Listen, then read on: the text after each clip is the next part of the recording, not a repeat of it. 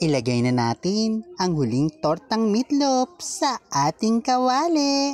At dahil luto na ang tortang meatloaf, alam niyo na ang kasunod, mga katara. Ito ang ginagawa ko para makuha ko ng buo ang laman ng meatloaf sa lata. Buksan lang natin ang lata ng ating meatloaf, mga katara.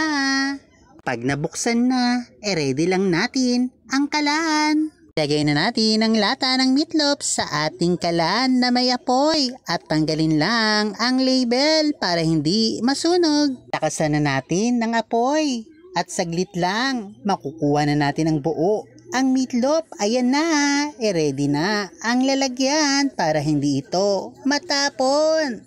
Ganito din ang gawin mo sa meatloaf mo sa bahay. Sigurado magugustuhan mo to. Atin lang durugin ng mabuti ang meatloaf.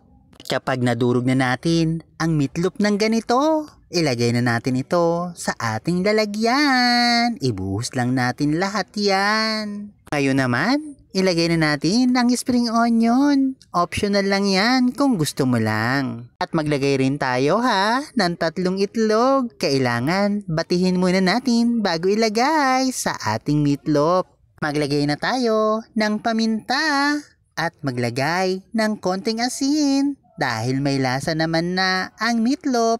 At ngayon naman, mga katara, atin nang haluin ng mabuti ang meatloaf na may itlog para atin na itong maprito ang tortang meatloaf. Ito na ang huling tortang meatloaf natin. Iprito na natin yan, mga katara.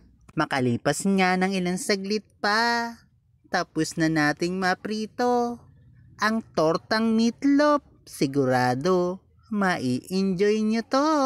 Makalipas nga ng ilang saglit pa, mga katara, luto na ang tortang meatloaf natin. Kaya ano pa hinihintay mo? Iniinggit ko lang kayo. Yum yum yum yum yum. Tingin pa lang sa tortang meatloaf, ang sarap-sarap naman. Kaya tikiman time na, mga katara. Ang unang subo, syempre, sa akin. Ikalawang subo naman, syempre, para sa'yo to. Katlong subo, syempre, sa akin at sa'yo, mga katara. Kaya ikaw, follow for more videos para updated ka kapag may bago akong mga video. Kaya mag-like, mag-comment, at pakishare mo na rin ng video ito. Baka gusto mo na rin mag-subscribe, mga katara.